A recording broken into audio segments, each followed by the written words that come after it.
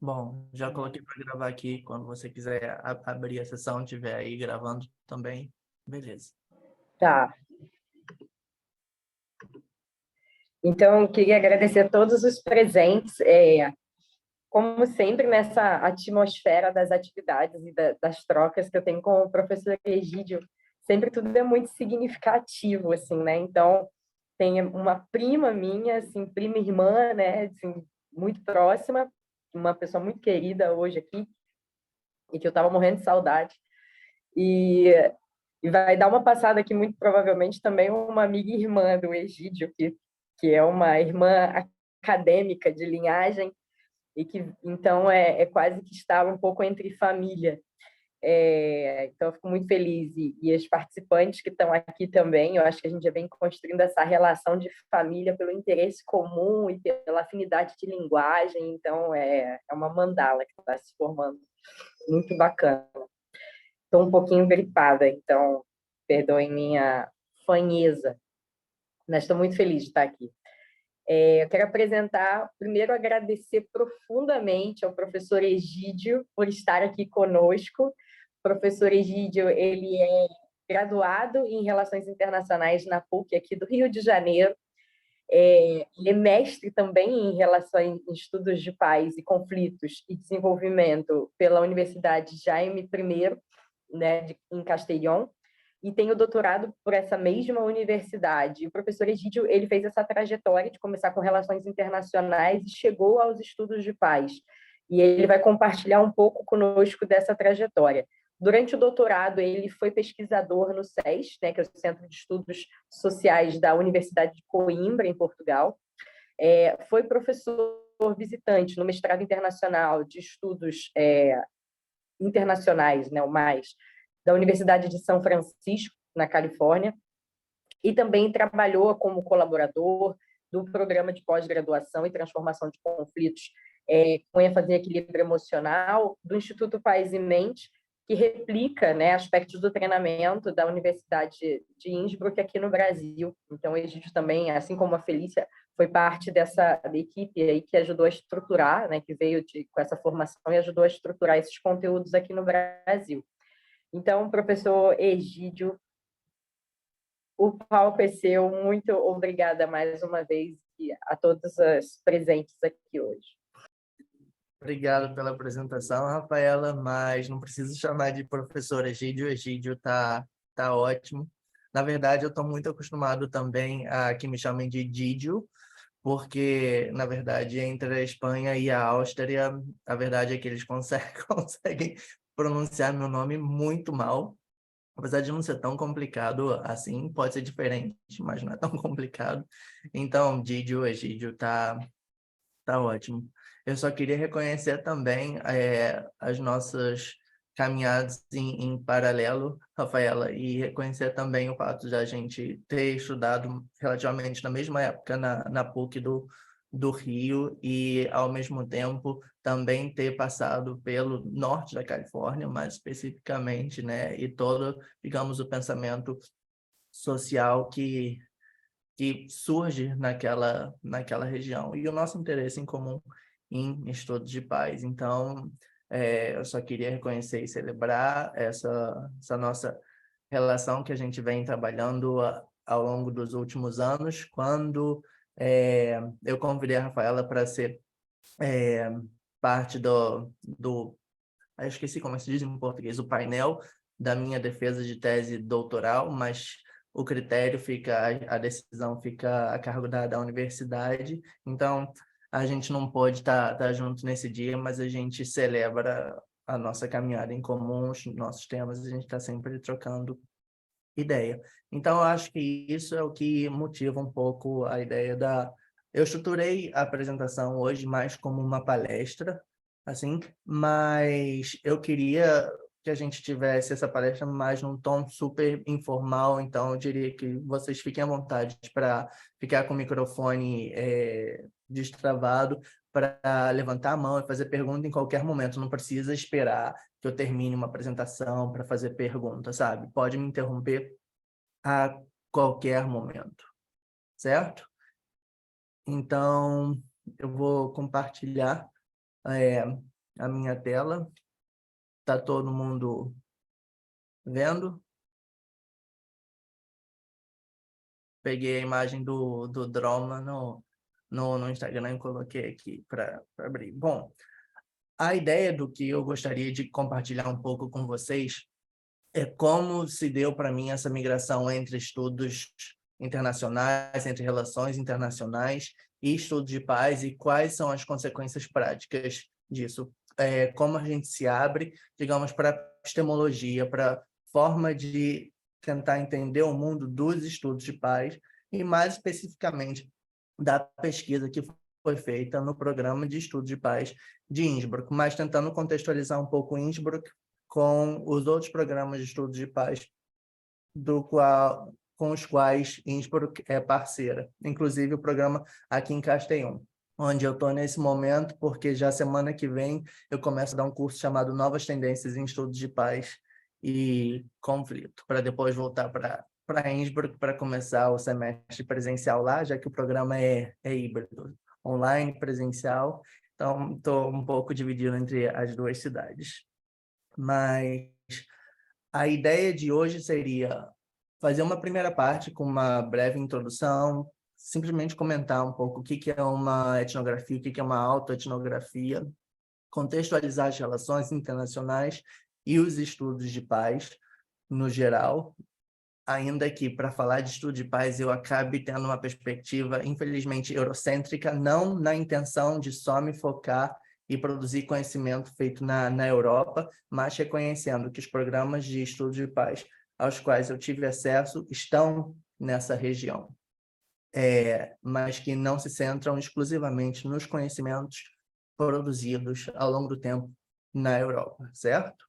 A gente faz uma pequena pausa de 10 minutos e depois continua um pouco com a perspectiva de estudos de paz em Innsbruck, que trabalha sobretudo o conceito das agrupamentos ou famílias de pazes e da transracionalidade, e a ideia de transformação elicitiva de conflitos e um mapeamento elicitivo de conflitos. A transformação elicitiva de conflitos ela foi proposta por John Paul Lederach, que ele é dos Estados Unidos e ele trabalhou durante muito tempo na Eastern Mennonite University. Ele tem livros traduzidos para o português pela editora da Palas Athena.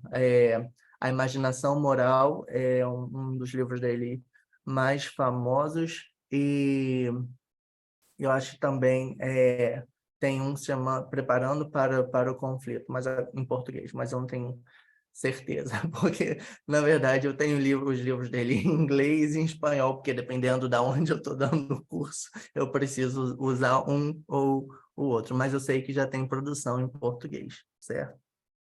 E no final eu deixei esse espaço para dúvida, mas a gente pode conversar, na verdade, não precisa guardar a dúvida para o final, igual eu tinha comentado. Eu só queria fazer um pequeno pedido para vocês. O meu companheiro conseguiu comprar a entrada para um espetáculo de dança hoje, um teatro que é aqui do lado de casa, e o espetáculo começa às 6, ou seja, à 1 da tarde no Brasil. Então, se for possível, eu queria terminar 10 minutos antes do combinado, ao 12h50, para dar tempo de eu só tomar uma água, ir no banheiro e correr pro teatro, se estiver tudo bem por vocês, certo? Bom, então acho que a gente pode começar. No título eu tinha falado que a ideia era fazer uma autoetnografia, né? Mas vamos tentar esmiuçar o que seria uma autoetnografia.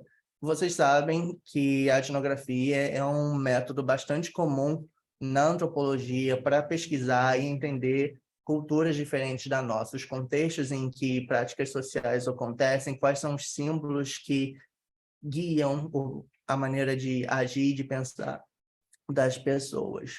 Ela está assentada numa ideia de descrição densa de um antropólogo chamado Gilbert Ryle, que nada mais é do que não só explicar as ações dos indivíduos, mas explicar todo o contexto nos quais essas ações acontecem. Por isso que é uma descrição densa, não é uma descrição simples e direta do que ocorre, para dar um sentido mais global aquilo que acontece, né?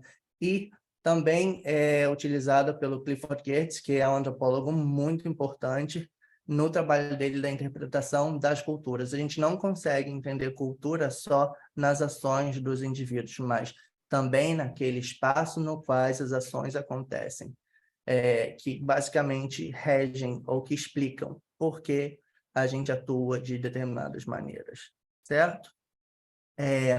E, na verdade, uma autoetnografia não seria nada mais do que conectar a nossa biografia pessoal ao contexto cultural, social e político no qual a gente esteja transitando. E eu acho que isso fica muito patente nessa diferença entre, digamos, relações internacionais e estudos de paz, no geral. Eu acho que também uma autoetnografia é um método de pesquisa bastante consoante com uma perspectiva feminista de abordagem do conhecimento, que parte da premissa de que conhecimento nunca é neutro, nunca está distante da gente, mas está sempre relacionado com a nossa história de vida, com a nossa posição social. Então, eu gostaria de ressaltar isso também, certo? Então, no final das contas, eu falar o mais brevemente possível sobre contextos, o conhecimento, a epistemologia nas relações internacionais, símbolos, a cultura como cultivo em si da disciplina de relações internacionais e dessa migração para o cultivo dos estudos de paz e de uma ideia de paz, certo? E a pergunta fundamental é, o que são relações internacionais? Eu acho que eu entrei nesse curso bastante enganado, porque eu entrei em RI com a intenção de conhecer outros povos e conhecer outras culturas, e a maneira com que a gente entende o mundo de diversas formas, e o que eu me deparei foi com um curso de política internacional que fazia muita ênfase na política de poder, certo? Então, na prática, relações internacionais é o estudo do comportamento dos estados e da política de poder entre eles. Essa, digamos, é a origem do que é a disciplina, muito embora a disciplina tenha se aberto tanto que hoje em dia é, inclusive, difícil da gente chamar relações internacionais de muitas pesquisas que estão sendo feitas, certo? Mas é normal que se atribua, digamos, uma origem às relações internacionais, falando do trabalho do Tucídides, quando ele fala da relação entre as cidades-estados de Atenas e Esparta, como se aquilo fosse, digamos, a origem de uma disciplina, coisa que não é assim, é simplesmente atribuir certos conceitos modernos a textos muito, muito antigos. E outro ponto bastante comum que as pessoas se referem é a ideia desse Tratado de Westfália, que deu fim à Guerra dos 30 anos entre a França a Casa Habsburgo, o Império Austro-Alemão, e porque na época era um império que era... É difícil de falar de império, porque a gente sempre tem a ideia de um todo unificado, mas era, na verdade, uma colcha de retalhos de pequenos reinados sob uma influência de um imperador. Mas, basicamente, se atribui essa ideia porque é a partir dessa época, na Europa, que a gente começa a associar a ideia de um Estado com nações.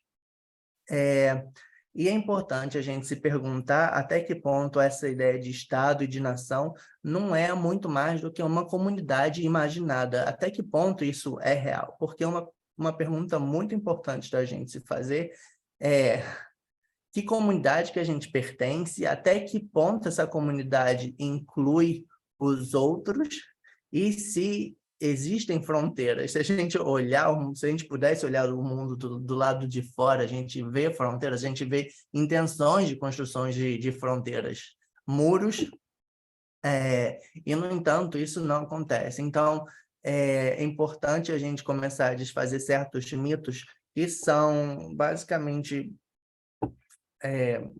digamos, reificados nas relações nacionais, como se fronteiras e essas diferenças nacionais realmente existissem. Para para além do fato da gente ter hábitos diferentes, da gente falar línguas diferentes, da gente pertencer a certos contextos em que a gente pode talvez falar um pouco de diferença cultural, mas até que ponto a cultura não é fluida, então a gente está sempre trocando e a gente está sempre mudando de perspectiva. Isso são aspectos importantes que eu acho que as relações internacionais não tratam de maneira suficiente, porque ela se enfoca demasiado em política internacional e política de poder. Isso tem a ver com a origem da disciplina em si, sobretudo depois da Primeira Guerra Mundial. O primeiro programa de RI foi criado no país de Gales, nessa cidade que é pequeniníssima, numa universidade com um nome super complicado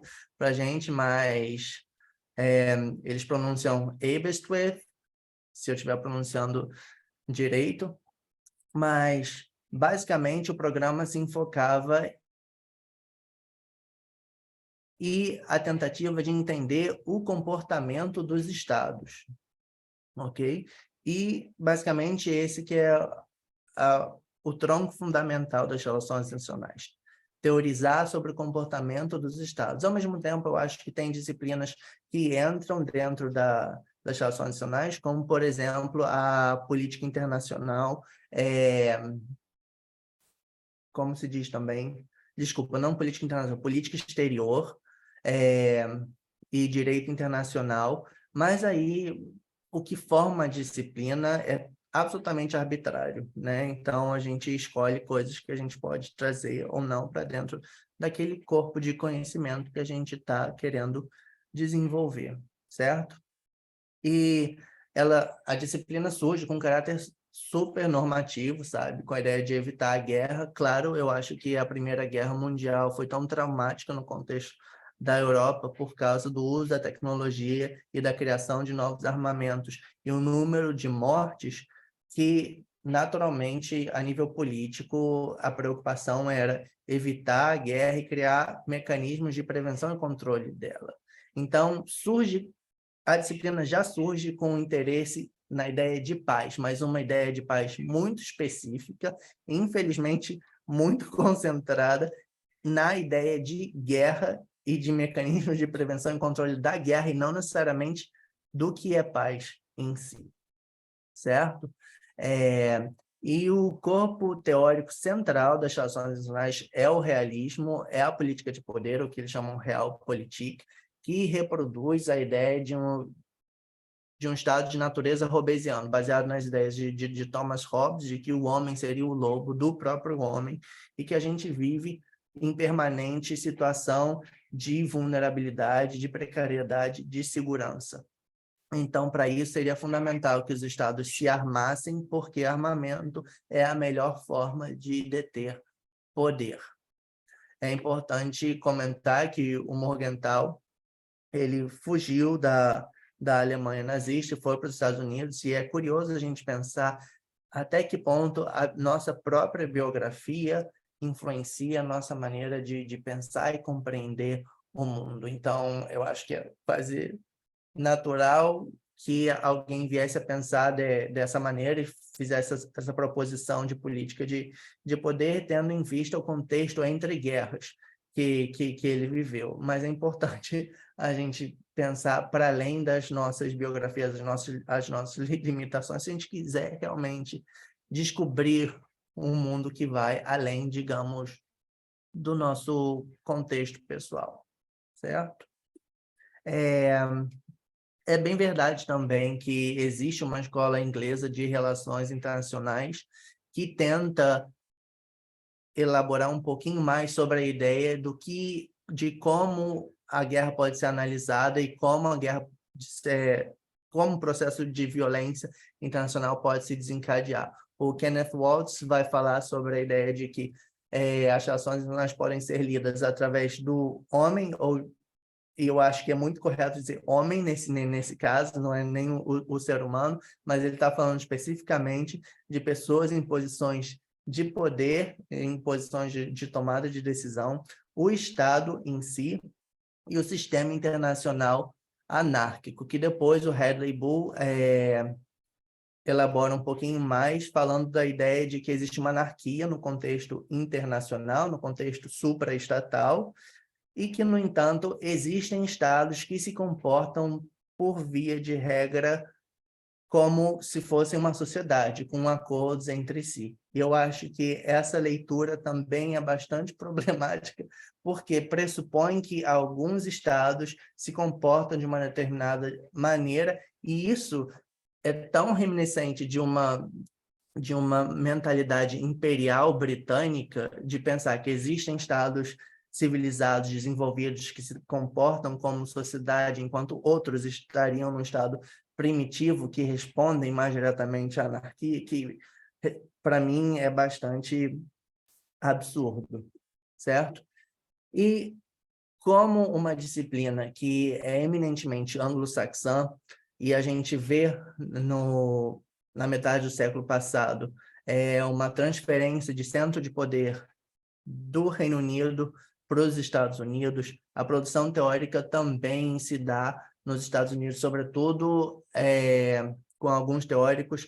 O David Singer é um dos mais importantes, porque ele tenta incluir a ideia do behaviorismo como, digamos, uma ciência mais empírica, no qual ele analisa o comportamento dos estados não dentro dele, na tomada de decisão e na composição dos próprios estados, mas como comportamentos recorrentes que desencadeiam ou que estimulam a guerra e a violência.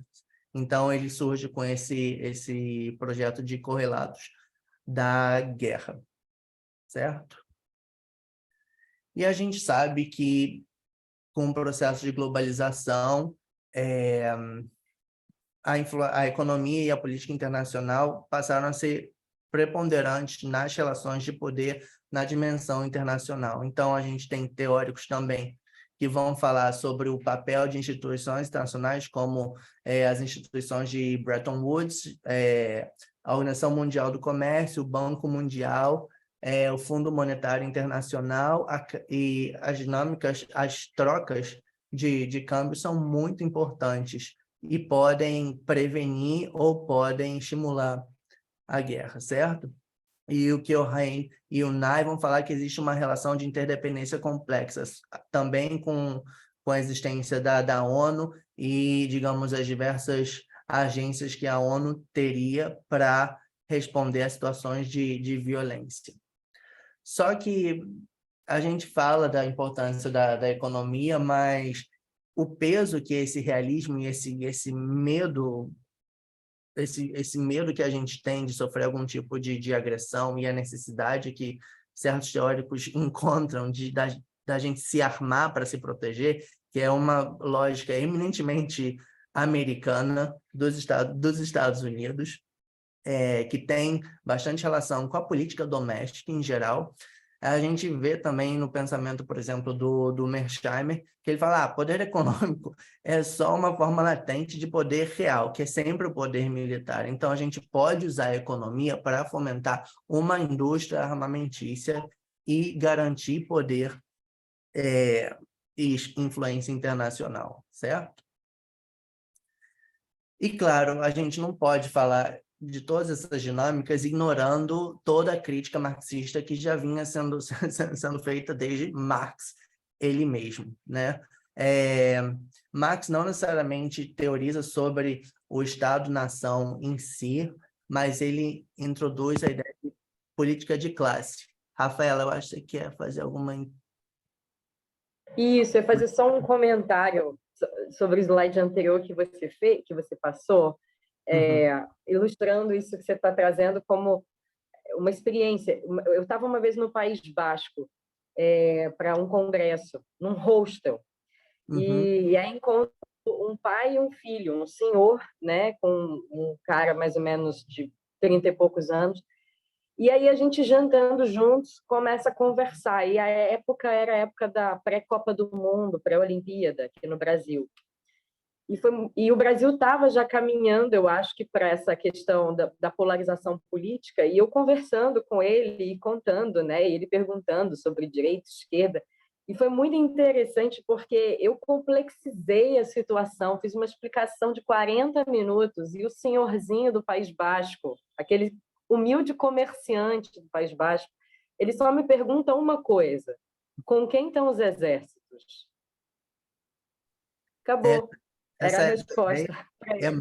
é muito aguerrida, sabe? Essa ideia do medo e da violência. Eu acho que vocês já trabalharam isso nas outras palestras no Drama, né? Então, só para vocês verem como isso tá presente, mesmo, digamos, em centros de pesquisa que a gente considera de ponta, sabe? Pessoas que têm acesso a diversas pesquisas e poderiam ter uma perspectiva um pouco mais crítica, e, no entanto, isso não necessariamente acontece. Eu acho que eu gostaria de ressaltar já nesse momento que eu coloco todas essas imagens desses autores propositalmente porque a gente vai conseguir notar um padrão bastante específico de homem branco do norte atlântico, privilegiado, com acesso à educação. Então, isso fica bastante patente, né? E, no entanto, eu acho que vale a pena a gente ressaltar que homens brancos do norte global também podem ter perspectivas críticas, sabe? Também podem apresentar críticas àquele pensamento, sempre e quando esse pensamento aponte para a diversidade, essa crítica aponte para a diversidade e não fique, digamos, numa crítica eurocêntrica ao eurocentrismo, por assim dizer. Mas, basicamente, a gente sabe que a ideia do marxismo rompe um pouco com essa ideia de relações internacionais para se focar na relação de desigualdade entre as classes. E Lenin acaba desenvolvendo isso mais para o contexto internacional, que a gente vê também na teoria da dependência, que então começa a ser produzido por teóricos da América Latina, o Teotônio dos Santos, o Celso Laffer, inclusive a teoria do sistema mundo do Wallerstein, que é alemão, na verdade. Mas também tem um teórico chileno agora que o nome está me escapando, eu acho que era Gunther Frank, que tem um nome super alemão também. Mas, enfim, isso é um pouco secundário para o nosso tema de hoje. Eu estou vigiando a hora aqui, 4h30, então acho que eu quero ir um pouco mais veloz nessa parte de RI. Mas esse é um ponto importante, porque eu acho que a teoria crítica e a escola de Frankfurt acabam contribuindo para esse debate, na verdade, para todos os debates nas ciências sociais, no geral, entendendo que o conhecimento não é neutro, e o que o conhecimento acontece num contexto social específico, e, portanto, isso tem uma dimensão política. E a gente pode pensar como o conhecimento surge, o contexto em que esses conhecimentos surgem e quais são aqueles conhecimentos que são necessariamente excluídos da nossa maneira de interpretar o mundo, simplesmente pelos locais onde os locais sociais que a gente se encontra, certo? E, ao mesmo tempo, a gente começa a entender que tudo isso não passa de discurso. E quanto mais a gente se engaja com determinados discursos, mais poder, mais legitimidade a gente dá para esses próprios discursos. Acho que essa é a influência mais importante, digamos, da corrente pós-positivista das relações internacionais, certo? Sem ignorar o fato de que a gente tem agência, a gente tem, ainda que seja uma agência, um poder de agência muito limitado, a gente tem a capacidade como indivíduo, como grupo, de fazer pressões dentro, digamos, do sistema político dos nossos países, de influenciar o próprio sistema internacional. E, como eu bem tinha falado, essa disciplina, no geral, ela é muito enviesada e eu acho que existem grandes silêncios na contribuição do pensamento feminista, do pensamento queer e também do pensamento pós e decolonial, para a gente repensar o que seriam relações internacionais e, inclusive, chegar ao ponto de implodir a ideia de internacionalidade e começar a pensar interculturalidade ou transculturalidade, certo? Inclusive, pensar além da ideia de política de poder e de guerra.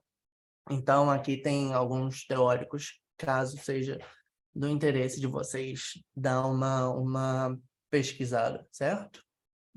Mas, basicamente, eu ressaltaria esses pontos com relação às correntes que são mais críticas às relações internacionais. Entender pela teoria crítica que não existe conhecimento neutro, que todo conhecimento está situado e ele é reproduzido tal qual as estruturas de poder que ocorrem naquele contexto a partir daquelas pessoas que propõem aquele tipo de conhecimento. E que cada vez que a gente se encaixa com aquele tipo de conhecimento, ele se fortalece, mesmo que seja para criticá-lo. Essa é a ideia pós-positivista da gente fazer esse salto, e a gente reconhece que a gente tem agência. Então, o que eu ressaltaria é a nossa necessidade de repensar relações nacionais ou implodir relações nacionais e pensar em disciplinas e formas de conhecer o mundo que sejam mais relevantes para a gente. Tem um filósofo afro-americano muito interessante chamado Lewis Gordon, que escreveu um livro chamado Decadência Disciplinária. Não está traduzido para o português, mas estou traduzindo o título, Disciplinary Decadence, que é excelente, que ele fala como disciplina acaba tendo um papel que se a princípio se propõe a entender e a pensar o mundo, logo ela perde esse poder emancipador para se centrar na sua autorreprodução.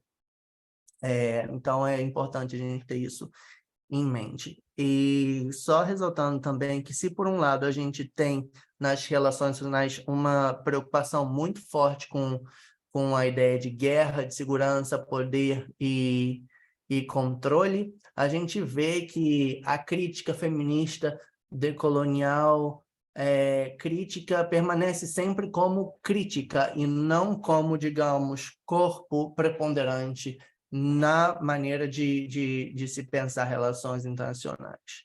E como a experiência do sul global geralmente é completamente invisibilizada, tendo em vista que a disciplina surge no norte do Atlântico, certo?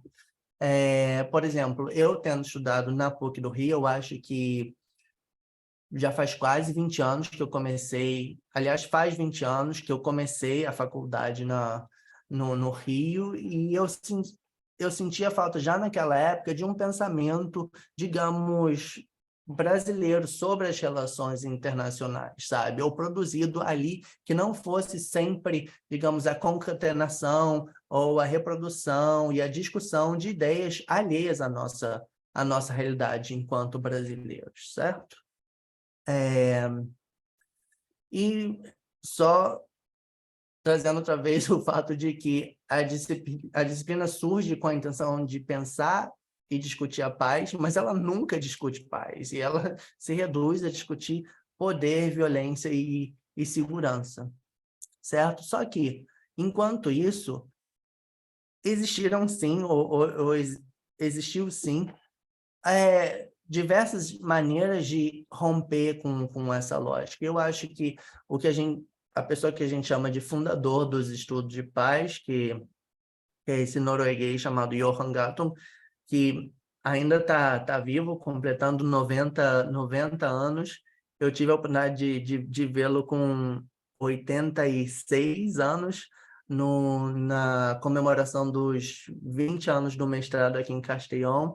Ele veio para cá, deu uma palestra, e acho que foi ótimo conhecê-lo, mas, basicamente, ele disse, em 1996, que, bom, acho mais fácil eu ler. Não me parece que os principais estudos de segurança, relações internacionais possam ser usados tal como são para os estudos de paz, no sentido de que tudo que seria necessário seria simplesmente reuni-los e começar um diálogo interdisciplinar. Ao contrário, eles devem ser repensados desde o início. Eu acho que é isso que eu tentei fazer, digamos, nessa viagem super rápida sobre a produção teórica das RI. E ele tenta se focar efetivamente na ideia de paz. E, digamos, ele é o primeiro pesquisador, por assim dizer, de estudo de paz. Muito embora a ideia de paz sempre tenha sido uma preocupação em diversas culturas, em diversos momentos da história, mas digamos que nesse entendimento de conhecimento estruturado dentro de um contexto universitário, a partir de pesquisa, sabe? Digamos que seria quando surge essa ideia. E ele trabalha alguns conceitos chaves, como a ideia de paz negativa, que seria a existência de uma paz no qual não existe violência direta. Só que isso seria insuficiente, que é importante a gente pensar a ideia de paz positiva, ou seja, uma paz no qual não só existe ausência de violência direta, mas existe também ausência de violência estrutural e violência cultural.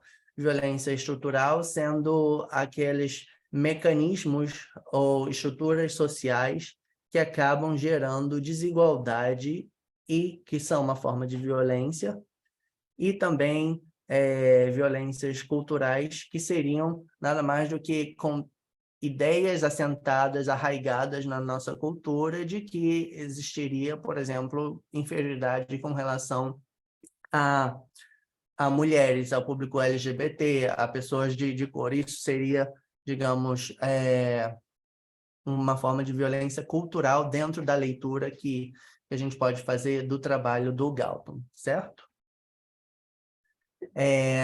Eu acho que é importante ressaltar também que estudo de paz não necessariamente está dissociado da prática, porque com o Carroll, que fundou o Departamento de Estudos de Paz de Bradford, no Reino Unido, ele cria esse departamento a partir da experiência dele como missionário, mas, sobretudo, mediador em conflitos em vários países. Então, ele traz a experiência de vida dele, sabe, com diálogos, digamos, para a sala de aula, para a pesquisa dele, e funda esse programa de estudo de paz, que acaba também tendo, digamos, uma linha bastante centrada na não violência, sobretudo por causa da experiência dele como soldado na Segunda Guerra Mundial. E o trabalho do Carroll é muito interessante porque ele acaba tendo contato com budistas, e o pensamento dele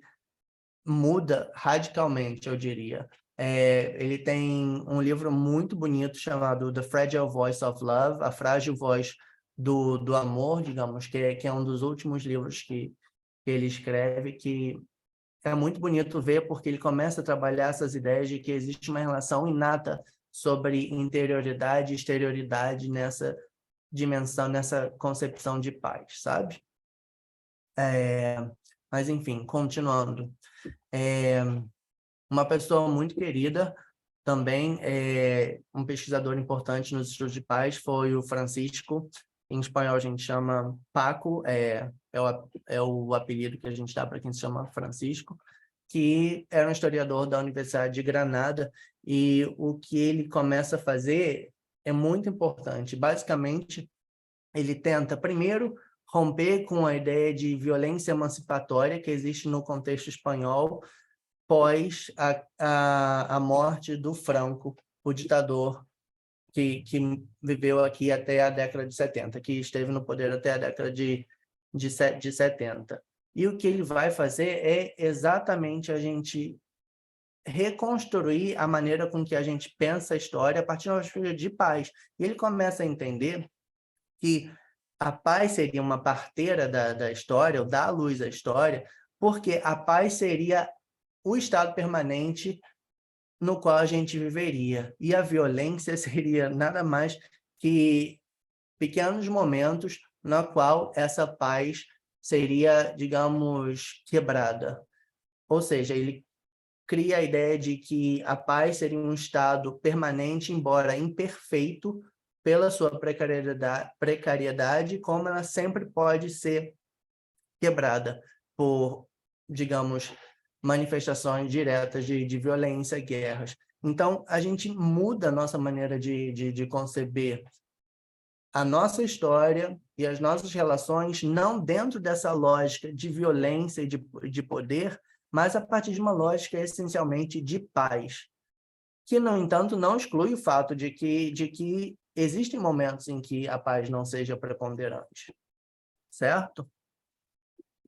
E o fundador do programa daqui de Castellón, como ele era filósofo, ele tentou, dentro da filosofia ocidental, reconstruir certas ideias, fundamentos para a ideia de paz, sobretudo a partir da Hannah Arendt e de outros filósofos da escola de Frankfurt,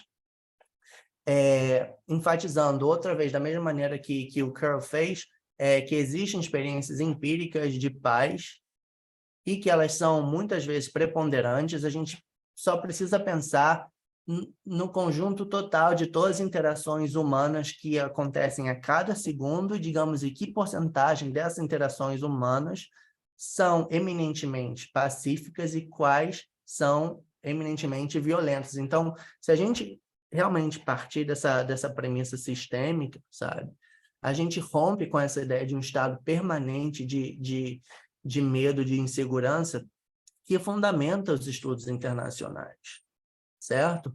E um passo importante que eu acho que o Vicente traz é o fato de que não existe a possibilidade de a gente falar de paz de uma só maneira, mas a gente precisa sempre falar de múltiplas perspectivas de paz, certo? E eu acho que nesse ponto é quando a gente começa a entrar, digamos, na produção teórica de Innsbruck. E como eu estou vendo aqui, que são já 10 para as 5 ou 10 para o meio-dia, vocês acham de fazer uma pequena pausa e a gente continua daqui? A gente fica bem separado, digamos, RI, estudos de paz, e depois a gente trabalhar a pesquisa de Innsbruck. Pode ser? A gente retoma quando for meio-dia aí no Brasil e a gente vai até 12h50. Pode ser?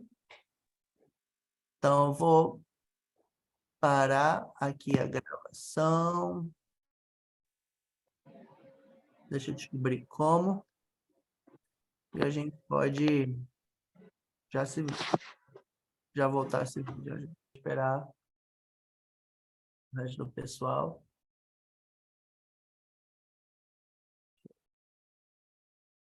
Vou compartilhar a tela outra vez.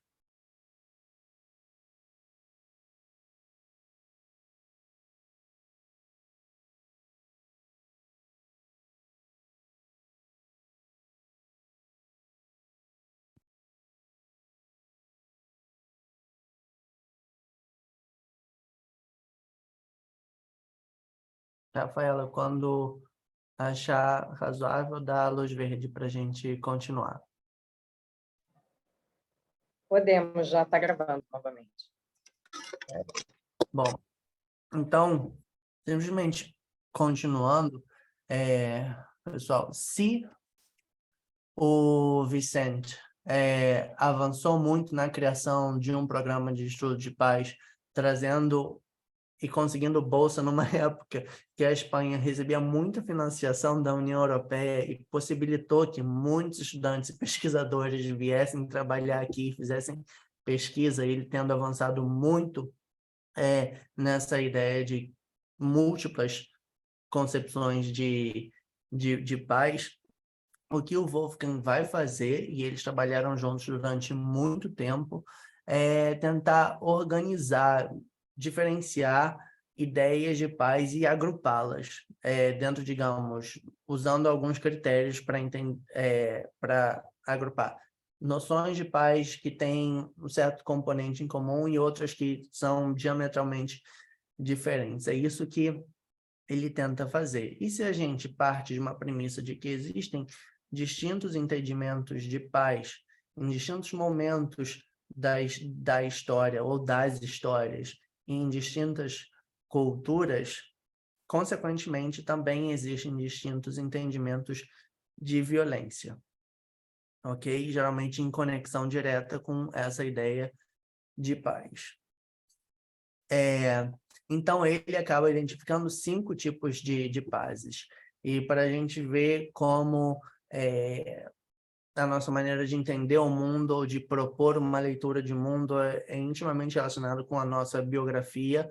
O Wolfgang Kier é um austríaco, muito embora a família dele seja originariamente do que hoje em dia é a República Tcheca, ele sempre lutou fortemente com, digamos, o catolicismo dos pais dele, da mãe dele. Sempre ficou muito incomodado com a ideia de paz que surge a partir da religiosidade, essa ideia de um Deus moral que te dá acesso, digamos, ao reino dos céus, né? Então, ele começa a agrupar essa ideia de paz enquanto, digamos, a verdade divina, ou melhor do que a verdade divina, a justiça divina do reconhecimento do comportamento codificado por Deus, digamos, na tábua dos 10 mandamentos. Ele entende que essa ideia de paz está baseada na justiça, de quem consegue acessar o reino dos céus ou não. É uma ideia de paz eminentemente dualista, porque divide o mundo no que é certo, no que é errado, o que é divino, o que é mundano, humano, e dentro das ideias do que seria o bem e do que seria o mal, certo? Ele escolheu essa representação do olho de Horus para a ideia de paz moral, exatamente para demonstrar essa ideia de que Deus tudo vê, tudo sabe a todo momento, e a gente vai ser julgado de acordo com as nossas ações. Só que essa ideia não é exclusiva, digamos, do Mediterrâneo, dentro da cultura judaica, da cultura cristã e da cultura muçulmana. Ela também está presente, por exemplo, no confucionismo. Confúcio foi um filósofo chinês que o que ele tentou fazer foi basicamente codificar certos preceitos do budismo de forma a criar digamos, um códex moral da atitude correta para evitar conflitos a nível social. Só que isso é eminentemente hostil à experiência humana e ao aprendizado humano. A gente não assimila as coisas e pronto. Uma grande parte do nosso conhecimento acaba sendo empírico, por assim dizer, porque são coisas que a gente precisa, a gente se depara, a gente se confronta e a gente se vê na situação de lidar com essas dificuldades, sabe? E a partir daí a gente começa a ter uma ideia de conflito como aquilo que a gente experimenta e transforma, e não necessariamente sufoca ou reprime, certo?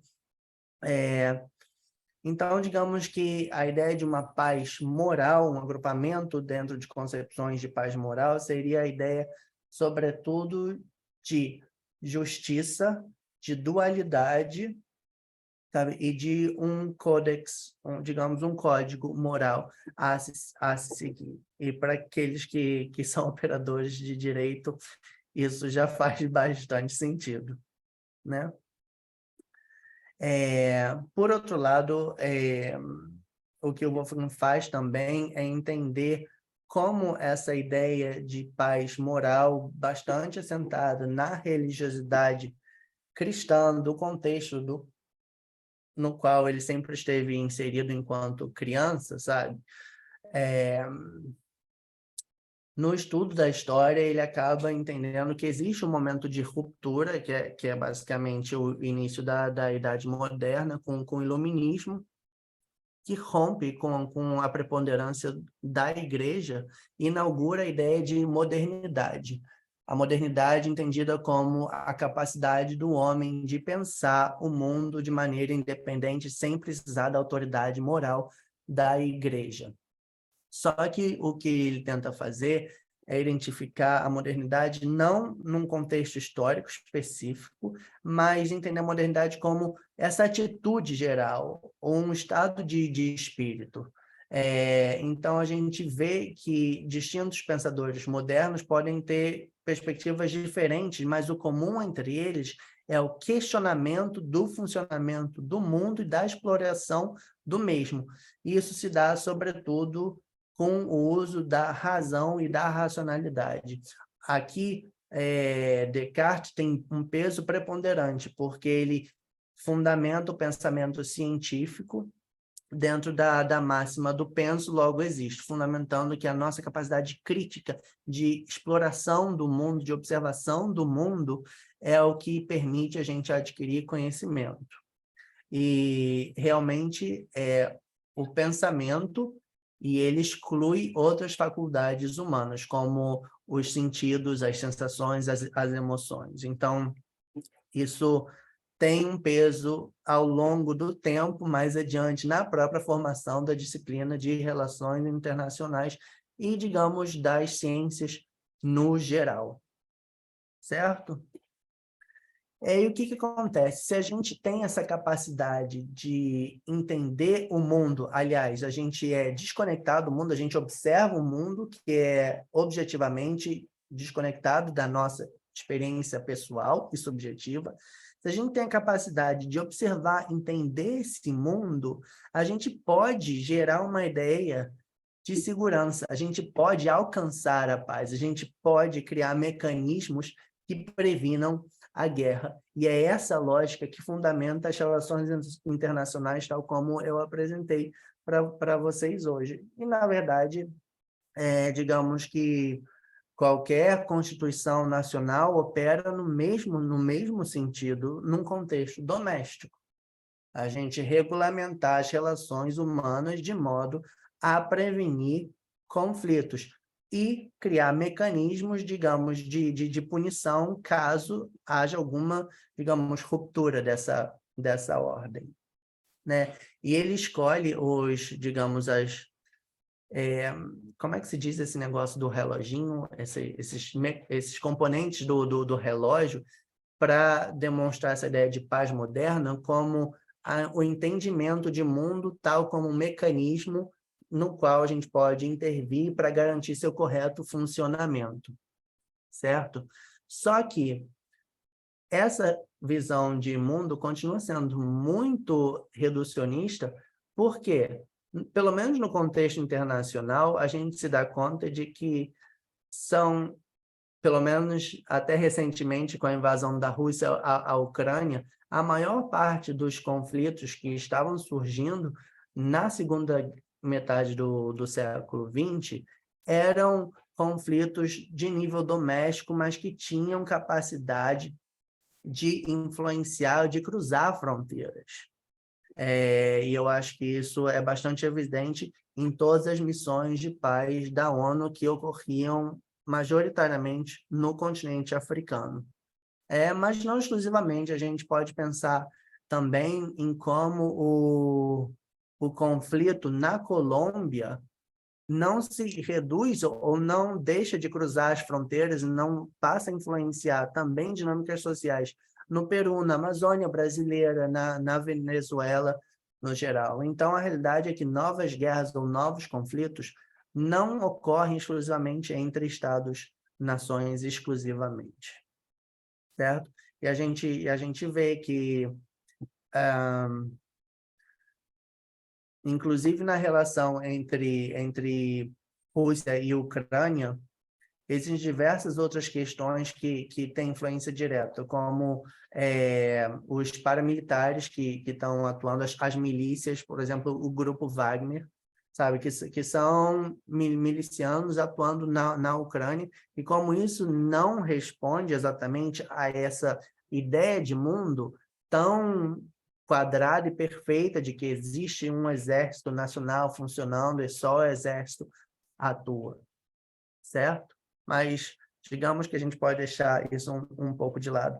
Mas essa imagem é exatamente para evidenciar que dentro dessa lógica a gente pode medir a paz e a gente pode estabelecer rankings de que países são mais ou menos pacíficos, porque a gente pode usar todo o nosso conhecimento matemático científico para prever e para gerar essa ideia de segurança.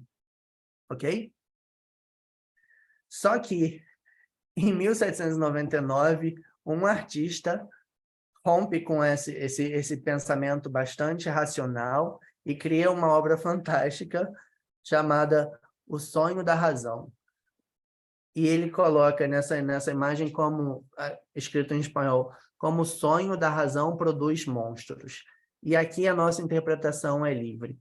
É a razão adormecida que produz monstros, ou é a fantasia de que a gente pode atuar no mundo sob o preceito exclusivo da racionalidade que produziria monstros? Vocês entendem o que eu quero dizer? É a fantasia de que a gente pode ser exclusivamente racional, que produz monstro, ou é uma razão um pouco adormecida que produz esses monstros? Esse quadro vocês podem ver no Museu do Prado, em Madrid, certo? Mas tendo consciência dessa dúvida de que talvez o nosso projeto de razão possa ter ido longe demais, que a gente começa a questionar essa ideia de paz como segurança e como a ideia de segurança acaba gerando insegurança. E isso fica muito evidente a partir das experiências nacionais do nazifascismo, da criação da bomba atômica e dos movimentos dos estudantes em Paris no final da década de 60. O que está acontecendo?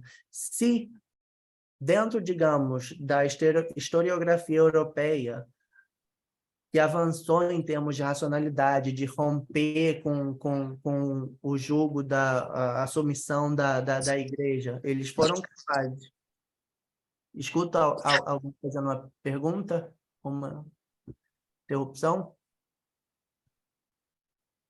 Bom, engano meu, só escutei um ruído. O que acontece é que as pessoas começam a questionar onde a gente vai parar se a nossa história foi construída de maneira tão romantizada e tão bonita. E aí é importante a gente fazer uma pausa também para reconhecer que essa maneira de pensar a história humana é uma maneira de pensar a história humana europeia.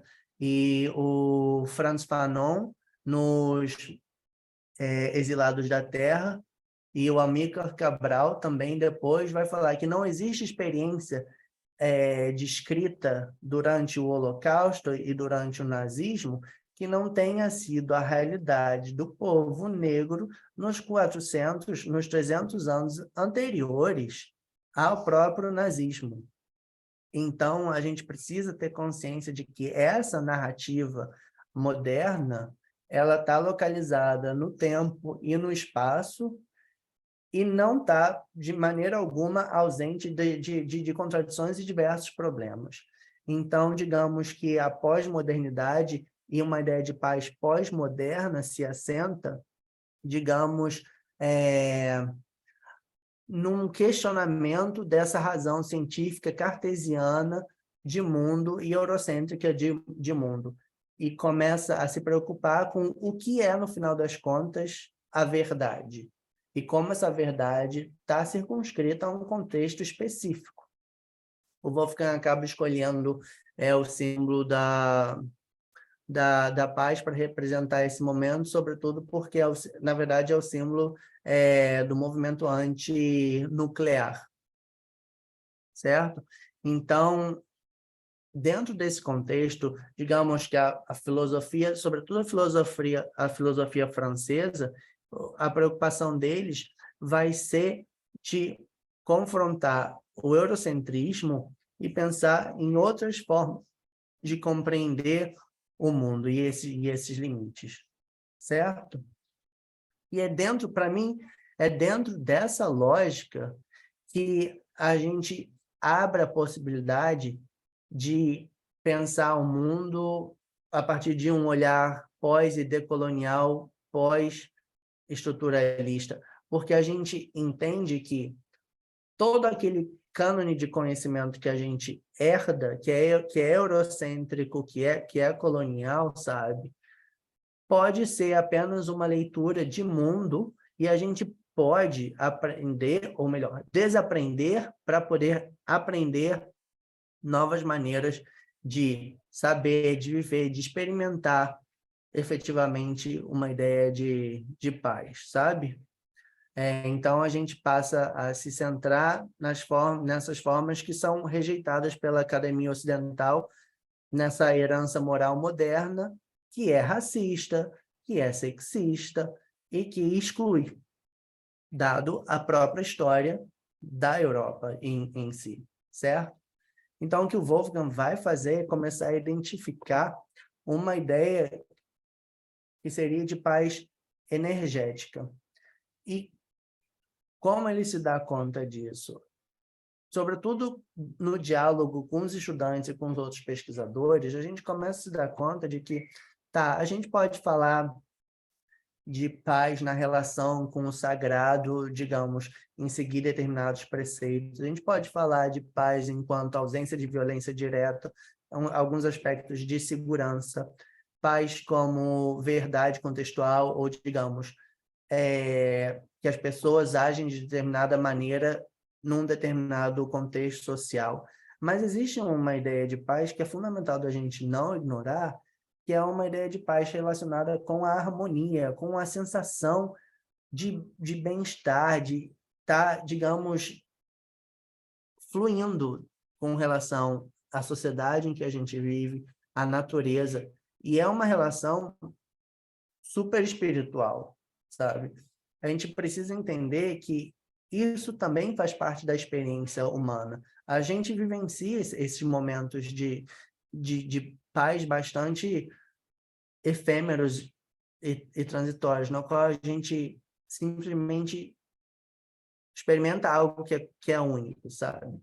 E a gente levar isso a sério é muito importante. A gente introduzir essa ideia de que a harmonia é importante nas nossas vidas, isso pode desencadear uma mudança de paradigma enorme, sabe? Inclusive na maneira com que a gente lida com a violência e com os conflitos. Não no sentido de aceitar violências, não no sentido de naturalizar determinados comportamentos que são destrutivos, mas na nossa capacidade de confrontá-los, nomeá-los,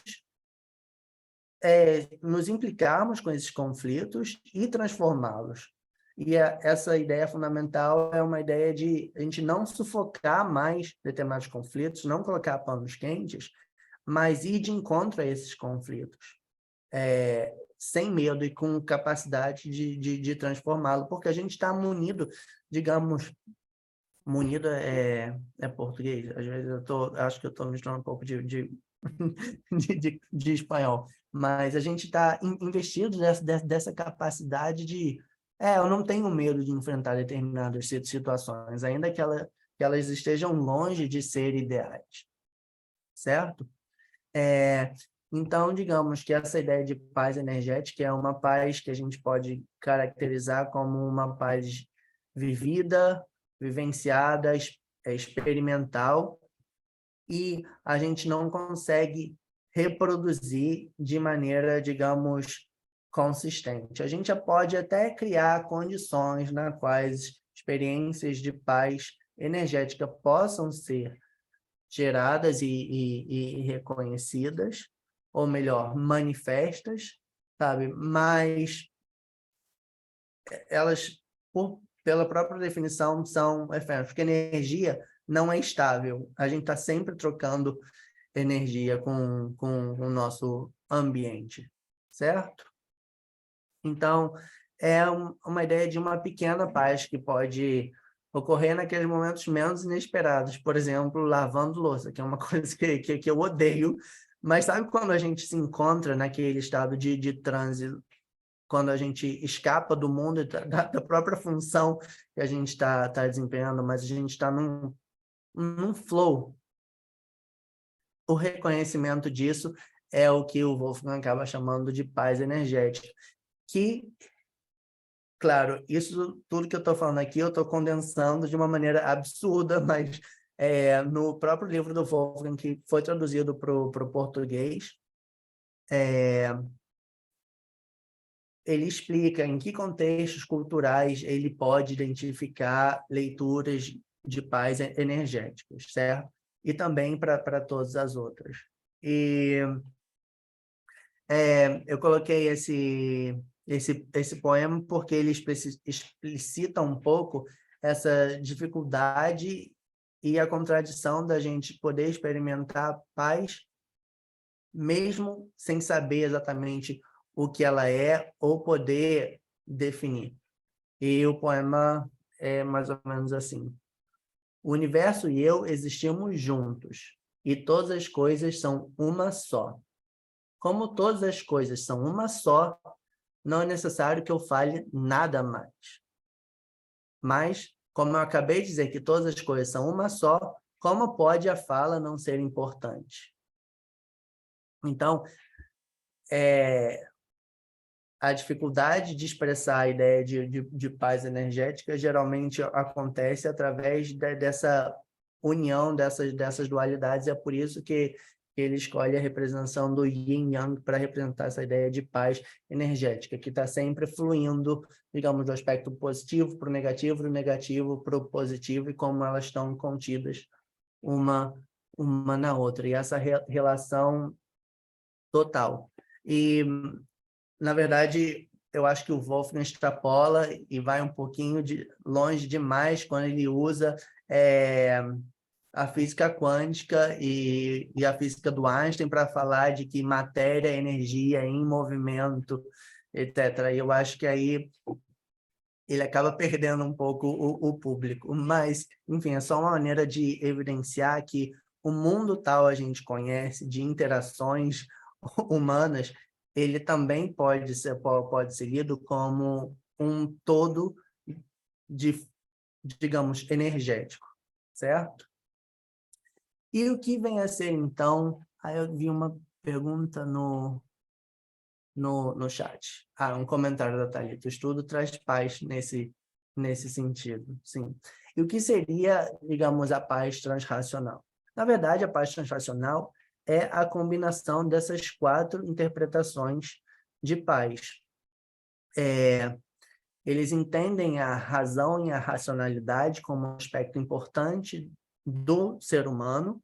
A gente pensa a respeito do mundo, a gente se engaja com o mundo através do nosso intelecto, mas a gente reconhece que existe, digamos, uma dimensão que vai além do que a gente pode cognizar, entender através do nosso pensamento, da nossa razão. Que a gente precisa se abrir para aquilo que a gente entende como a emotividade, como as sensações, o que o corpo fala a respeito. Vocês já tiveram outra palestra com o Eduardo Esteves, né, sobretudo falando sobre o aspecto somático. E a gente contextualiza as nossas experiências dentro dessa lógica, digamos, pós-moderna. E é importante falar que a transracionalidade não é uma intenção, não tem como intenção deliberar ser antirracional, isso seria absurdo, e não é irracional.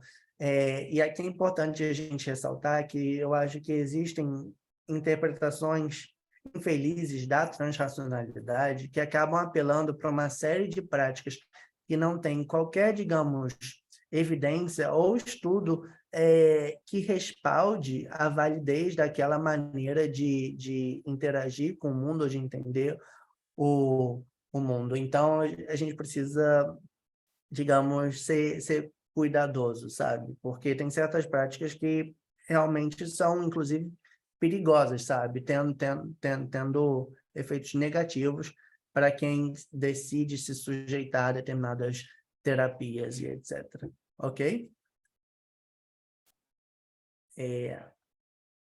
Então, esse quadro aqui é uma tentativa de demonstrar o equilíbrio dinâmico que a paz translacional propõe. A paz translacional seria, digamos, essa espiral azul aqui no meio das 4 interpretações diferentes de paz.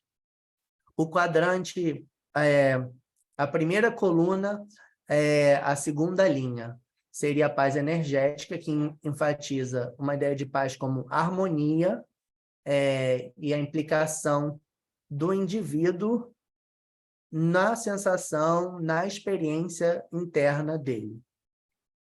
Digamos, o quadradinho central seria a paz moderna, que entende paz como segurança e violência como insegurança, e se enfoca no comportamento individual na sua relação com, digamos, a sociedade. Essa seria a dimensão externa, ok?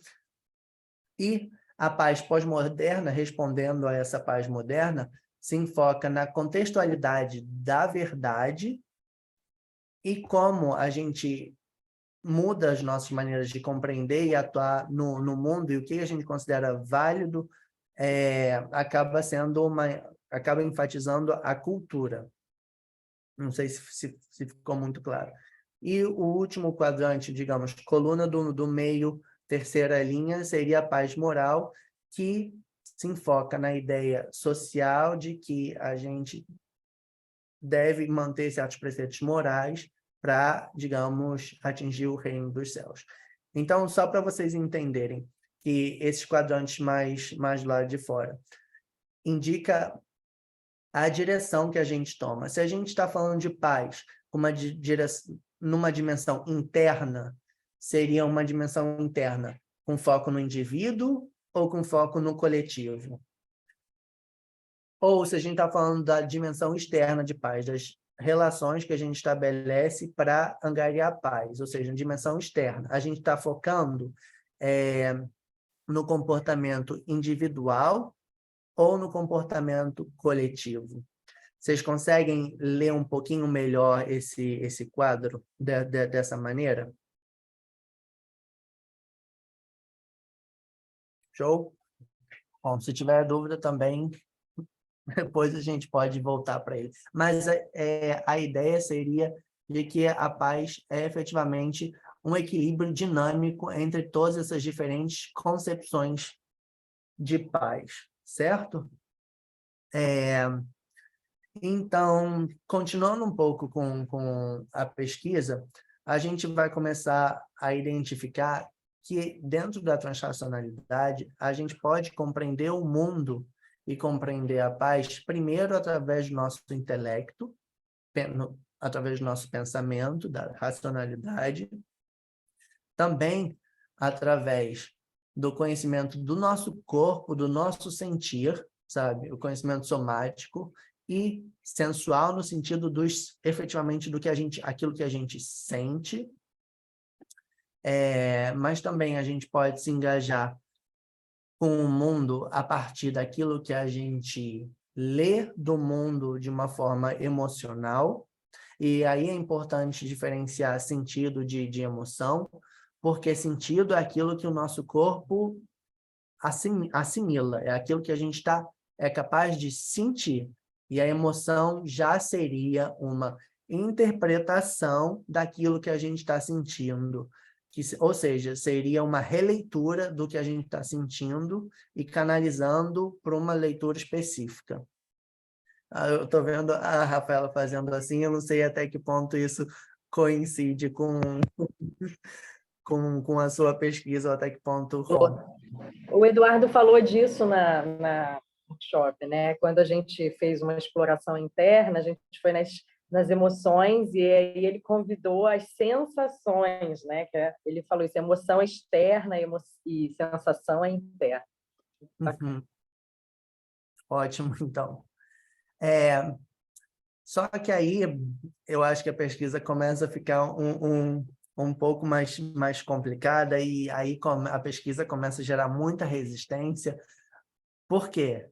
Porque, digamos que no contexto da universidade, a pesquisa está amparada dentro dessa lógica da cognição, hierarquiza a gente aprender através dos sentidos da emoção e diretamente rechaça a possibilidade da gente aprender sobre o mundo, ou se engajar o mundo através da nossa intuição, através do conhecimento intuitivo da alma.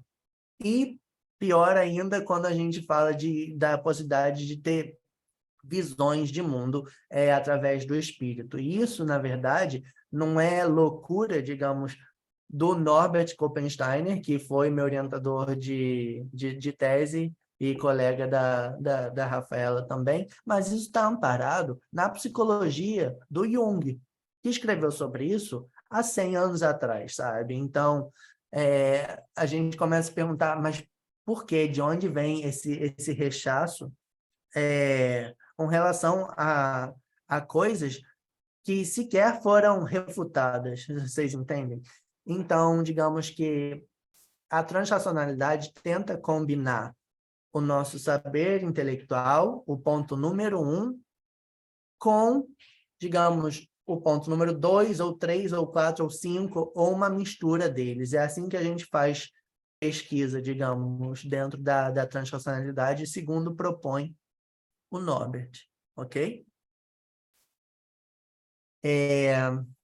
E com isso, basicamente, a gente cobra, digamos, famílias de paz, interpretações de paz, e a gente pode passar a falar de um outro aspecto mais prático da pesquisa feita em Innsbruck, que seria a transformação elicitiva de conflitos e o mapeamento elicitivo de conflitos, que eu vou tentar acelerar um pouco, tendo em vista que a gente tem uns 20 minutinhos. Mas, no final das contas, dentro da transracionalidade, a ideia de conflito é uma representação de relações disfuncionais dentro de um todo, dentro de um sistema. Lembra que eu falei para vocês que se a gente fosse contabilizar nesse exato segundo todas as relações pacíficas que a gente estabelece, todas as relações de violência ou conflitivas, como existe uma inter-relação direta entre, digamos, um núcleo duro de conflitos e como são as relações sociais entre eles, mas que isso ainda assim é um aspecto limitado dentro de um sistema muito maior. É nessa lógica que a gente lê conflitos dentro da transracionalidade. E existem algumas maneiras de a gente trabalhar conflito e transformar conflitos bastante simples. E é importante dizer que aí a gente rompe com a ideia de resolução de conflitos, no sentido de sufocar, de botar panos quentes, ou de agir com o intuito de determinar comportamentos para que não hajam mais conflitos. Que nas relações internacionais a gente vê no sistema das Nações Unidas e nas iniciativas de peacekeeping, peace enforcement, peace building, todas elas abordagens prescritivas, tal qual na prática jurídica convencional, né? E a justiça restaurativa vai ao encontro de todas essas ideias e passa a envolver todas as partes no próprio processo de paz, certo? Então, essa abordagem prescritiva, ela acaba se baseando muito no estruturalismo e no pensamento do Galton, especificamente, mas também na patologização do ser humano, do Freud, como a gente pode determinar maneiras de agir para romper com padrões imorais ou comportamentos problemáticos, certo? Só que, dentro digamos, da filosofia pós-moderna, sobretudo no trabalho do Deleuze, do Guattari, do anti-Édipo, a gente se dá conta de que as relações humanas não existe uma estrutura invisível que determina a nossa maneira de agir. Mas, na realidade, essas estruturas não são nada mais do que narrativas, perspectivas pessoais, olhares sobre o mundo. E determinados olhares, pela sua própria capacidade de reprodução, acabam tendo um peso e acabam gerando submissão e assimilação.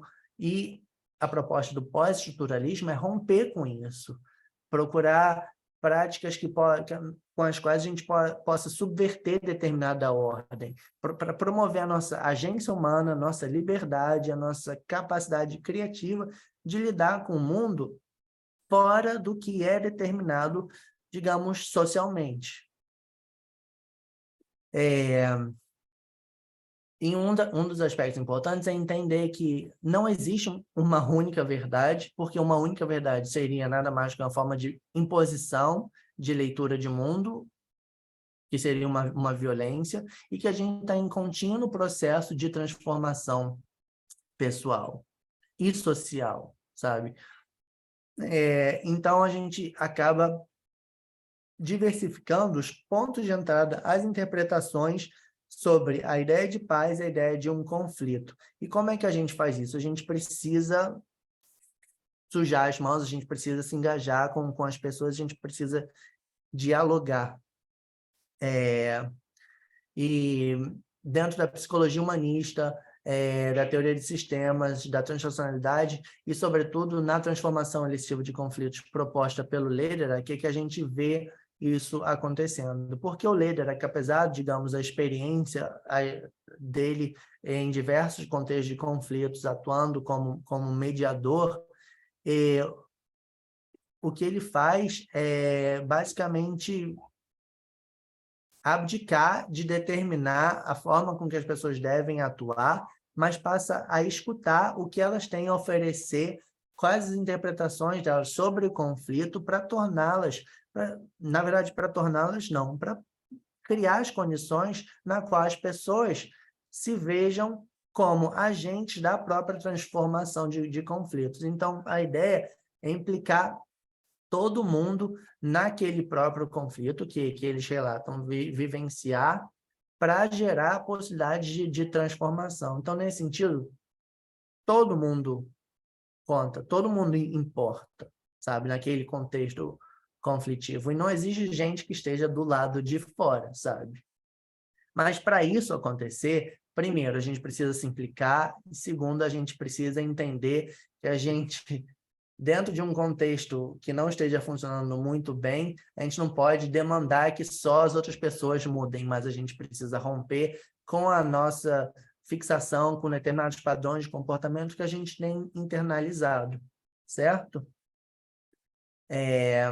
E essa psicóloga, a Virginia Satir, ela escreveu um livro ótimo chamado The New People Making, eu acho que não tem tradução para o português, e ela vai falar que, na verdade, o problema não são os conflitos que a gente vence em si, mas a forma com que a gente lida com esses conflitos. Ou, por exemplo, é mais fácil a gente morrer do que a gente mudar e transformar a nossa realidade. E dica-se de passagem, a transformação de conflitos na visão de Innsbruck, ela não se esquiva de tratar de questões numa dimensão mais macro, contextos sociais expandidos e contextos internacionais. Mas dentro daquela lógica da gente reconhecer o nosso poder de agência, a gente precisa reconhecer em que contexto social a gente transita para ser capaz de, dentro das nossas interações humanas, transformar aquele sistema conflitivo pouco a pouco, sabe? Então, isso não é necessariamente recair, digamos, só numa ideia de transformação de conflito, que são relações interpessoais, exclusivamente, certo? Mas, enfim, o ponto fundamental seria reconhecer todas as partes envolvidas no conflito como potenciais agentes da transformação, ocupando um papel preponderante, certo? Nada de ser fixo, digamos, na função social que a gente desempenha, ou a nossa, digamos, posição dentro de um determinado contexto profissional e hierárquico, mas reconhecer que todo mundo precisa ser implicado e pode participar do diálogo se a gente tiver essa capacidade estratégica como mediador de gerar o espaço para que isso funcione. E aí está o papel do mediador na justiça restaurativa, né? Realmente explorar o potencial, muitas vezes ignorado, de todas as pessoas envolvidas.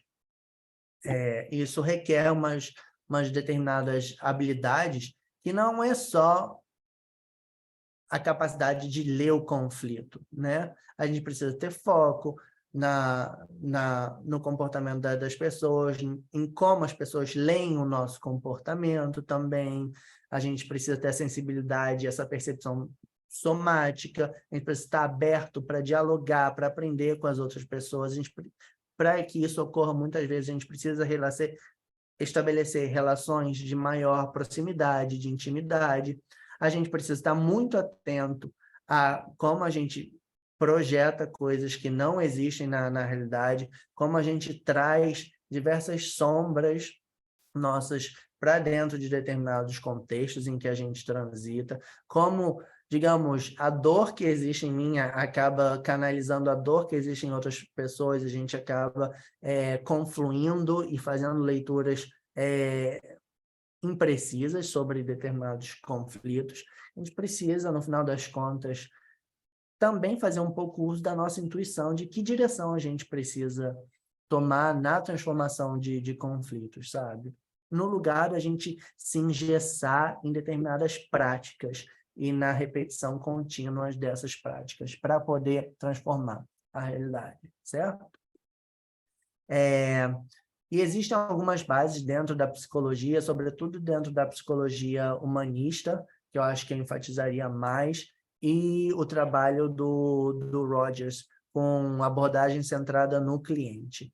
O Rogers é um terapeuta, mas no lugar de, basicamente, recomendar aos pacientes dele que agissem de determinada maneira, ele não faz muito mais do que simplesmente encontrar com as pessoas, ver nelas, não pacientes, mas clientes, pessoas que passavam por determinadas dificuldades, mas o que o Rogers fazia era eminentemente ver que elas mesmas tinham capacidade de transformar aqueles conflitos e as dificuldades pelas quais elas estavam passando.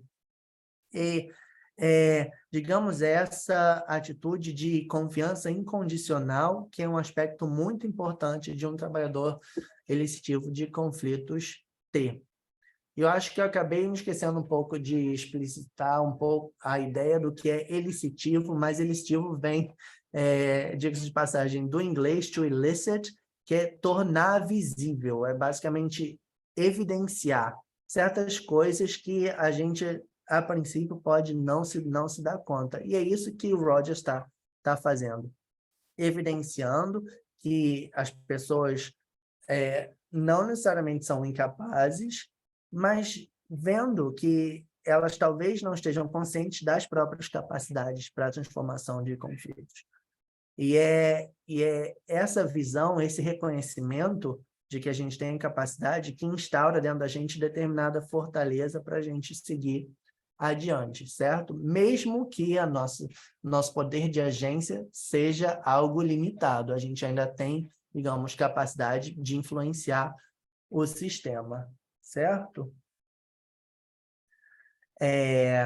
E o Maslow contribui com todas essas ideias quando ele entende que a gente tem necessidades e que essas necessidades precisam ser atendidas, mas elas não necessariamente precisam ser umas atendidas para, em seguida, passar para as outras. E que existe uma relação direta de que, se eu tenho autoestima suficiente e confiança no meu potencial, ainda que eu me encontre numa situação de precariedade material ou numa situação de discriminação, digamos, moral, eu posso ser capaz de explorar a minha potencialidade para atender essas necessidades. Então, digamos, isso não é uma relação de causa e consequência. A gente não caminha, digamos, de cima para baixo e de baixo para cima. A Gestalt também, como processo de entendimento de conflito, como um processo no espaço-tempo, sabe, que gera capacidade de atuação ou avenidas pelas quais a gente pode atuar, também é um elemento importante, digamos, da transformação elicitiva de conflitos. E a Satir também tem um trabalho muito interessante com padrão de comunicação e a necessidade da gente romper com certos padrões de comunicação. Essas imagens são do livro dela, que é da década de 70, eu não encontrei versão mais moderna, mas é ótima. Quando a gente se dá conta que a gente entra num contexto disfuncional e a gente vai observando a maneira com que as pessoas atuam, a gente consegue buscar determinadas chaves para transformar conflitos, só se focando na comunicação. A gente vê que em determinados contextos a gente sempre encontra alguém que sempre tem essa atitude acusatória, que na verdade está bastante consciente da leitura que ele faz do conflito, da situação, do contexto, mas tem zero sensibilidade para como a leitura que ele oferece daquele conflito afeta as outras pessoas implicadas, certo? E esse seria o padrão acusatório de atuar dentro do conflito. E a gente vê também diversas pessoas que assumem um tom bastante apaziguador, que se autossacrifica em prol da harmonia dentro do contexto social e para valorizar ou para não afetar os outros. Também tem a voz do computador, que se exime de se implicar, que não se relaciona com as pessoas dentro do contexto de conflito, mas é capaz de fazer uma leitura bastante precisa daquilo que tá acontecendo. E um padrão de comunicação distrativo seria nada mais daquela pessoa que realmente não consegue nem interagir, nem reconhecer as necessidades pessoais, não se engaja com o outro, ignora ou finge que não está reconhecendo o contexto, se distrai e tenta fugir daquela realidade. Então, esses padrões de comunicação defensivos da Satir são super interessantes.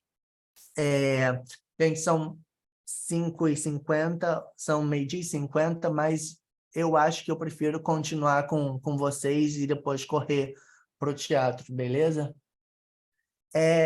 Então, digamos que, no geral, esses pontos que eu apresentei agora rompem com a ideia de resolução de conflitos convencional e abre a possibilidade de a gente pensar num mapeamento elicitivo de conflitos. E nessa imagem que vocês estão vendo aqui, a gente já tratou dos temas. Os temas, na verdade, seriam as interpretações de pais. Desculpa. As interpretações de pais, e agora a gente vai entrar os outros elementos, os níveis, os princípios e as camadas, certo? E, basicamente, o mapeamento lesivo de conflitos é uma ferramenta para a gente poder entender melhor um contexto de um conflito e pensar de que maneira a gente pode intervir, sabe? É basicamente uma maneira da gente se preparar para trabalhar com as outras pessoas. E está muito baseado na ideia de mapa mental e romper com o pensamento linear e explorar todas as possibilidades que a gente tem de atuação dentro de um conflito, tendo em conta alguns elementos relativamente importantes, que não necessariamente são concatenados. Ok? Então, os temas, níveis, camadas e alguns princípios para a gente ter em conta. Os temas, eu trabalhei, digamos, na perspectiva transracional, são harmonia ou desarmonia, justiça e injustiça, segurança e insegurança e a questão da verdade, da validade dessa verdade.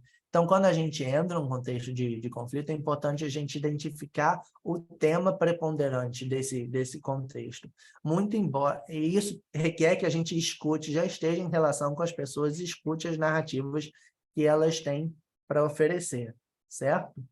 Agora, se a gente for falar de níveis, o que a gente, dentro de um contexto, digamos, de um conflito que envolve múltiplas partes, a gente vai falar dos diferentes papéis que as pessoas implicadas naquele conflito podem assumir, não só no conflito em si, mas na própria transformação desse conflito. Ela está baseada nessa pirâmide do Lederach, mas não está baseada na ideia de uma classe social predominante, digamos, classe média e classe média, mas na aptidão dos indivíduos de se mover entre esses distintos estratos e quais as funções que eles desempenham. Então, a gente vê que na transformação de conflitos no nível macro-social, existem atores implicados, digamos, num nível mais alto, que seriam os políticos, militares de alta patente, que têm agenda muito rígida e pouca capacidade de atuação, exceto tomada de decisão no nível político, certo? E o Lederach vai enfatizar muito o nível intermediário, por realmente estar no centro e geralmente as pessoas demonstram maior possibilidade de trânsito e são pessoas que podem dialogar com as pessoas na comunidade na qual elas pertencem, mas também podem acessar, digamos, pessoas com capacidade de tomada de decisão-chave. Ok? Isso acontece na diplomacia multicanal, quando a gente pensa que a diplomacia também pode ser conduzida não só por diplomatas de carreira, mas também por pesquisadores, executivos com determinado peso, certo? E, na verdade, o trabalho de base sempre ocorre com as pessoas que, digamos, são diretamente afetadas pelo conflito, mas tem pouca margem de atuação. E o que acontece? O Lederach, ele faz essa pirâmide e desenha, digamos, a teia de aranha para simbolizar as relações humanas, e ele ressalta o papel do mediador como a própria aranha, que transita por todos os lados e é capaz de fazer essas costuras sociais e esses diálogos e essas traduções e manter todo mundo implicado naquela rede, naquela teia de inter-relações, certo? Então, a gente trabalhou a ideia dos temas, a ideia dos níveis, muito, muito rapidamente, e agora eu queria trabalhar primeiro os princípios e, por último, as camadas, porque eu acho que as camadas é uma parte um pouco complexa e também é outro aspecto da pesquisa em Innsbruck que costuma gerar um pouco de rechaço. Mas, basicamente, os princípios é que quando a gente faz essa leitura do conflito para a gente definir como a gente vai atuar, a gente precisa ter em conta determinados aspectos ou determinadas maneiras de interagir com as pessoas. O primeiro é a ideia de correspondência, de que existe uma relação íntima entre aquilo que acontece dentro das pessoas e o que acontece na relação dessas pessoas com os outros. Ou, melhor dito, aquele contexto de conflito não é simplesmente interpessoal, mas ele afeta toda a comunidade de maneira maior ou menor, certo? Então, a gente precisa estar consciente de que, às vezes, quando a gente lida com conflitos, a gente não consegue se dissociar daquele próprio conflito. Na verdade, isso é uma premissa fundamental, de que o mediador, ele é uma parte do conflito. Ele não entra, digamos, totalmente removido. Ele se converte numa parte mais dentro daquele sistema disfuncional. E a gente precisa trabalhar com a nossa leitura interna, sabe, de como a gente está sentindo, para reconhecer como as outras pessoas possam estar sentindo, para procurar encontrar formas de dialogar ou de agir que possam desfazer certas tensões. Ok? Eu acho que isso está explícito na ideia do Jung, quando ele fala de que ninguém se torna iluminado simplesmente imaginando figuras ideais de luz. mas tornando consciente a própria escuridão que também existe nelas, sabe? É esse processo de reconhecimento de uns com os outros. E o princípio da ressonância, que seria o segundo princípio, é o princípio da gente entrar em diálogo e tentar reconhecer onde que existem determinadas irritações naquele contexto social. Funciona mais ou menos na lógica do sonar do bar, que a gente vai fazendo perguntas, vai dialogando, vai sentindo onde que tem, digamos, tensões para a gente poder fazer uma leitura e procurar rotas de ação, certo? De uma maneira muito, muito rápida e resumida. E um princípio importante a gente ter em conta também é de que todo sistema ele acaba tendendo ao equilíbrio, muito embora também exista a possibilidade de entropia, da gente entrar num caos completo. A pergunta que a gente precisa fazer com relação a essa tendência à homeostase dentro de um sistema é a possibilidade de que alguns conflitos vão necessariamente desaparecer porque as próprias pessoas que interpretam aquelas relações como conflito, algum momento elas vão morrer, entendeu? A questão é de que maneira esse conflito pode também continuar sendo reproduzido nas gerações seguintes. Aí a gente precisa falar de trauma intergeneracional.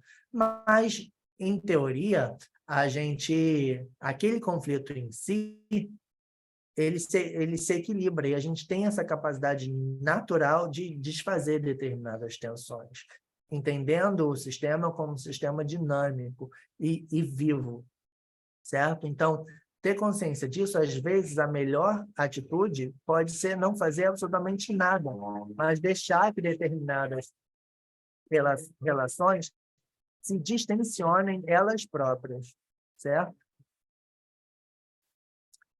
E digamos, o quarto elemento do mapeamento elicivo de conflitos seria uma leitura das camadas. E aí a pesquisa do Wolfgang entra em contato direto com a filosofia dos chakras indiana.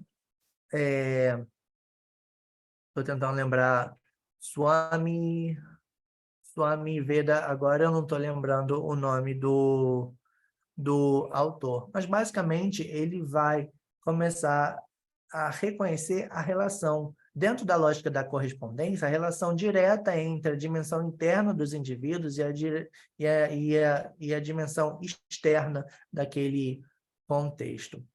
E a gente pode fazer isso através de camadas, certo? A primeira de todas seria o episódio do conflito, que a gente consegue reconhecer perguntando o que aconteceu, onde, quem estava envolvido, quando, como e por quê. Na verdade, digamos, é esse o primeiro processo da gente entender a narrativa geral daquele conflito.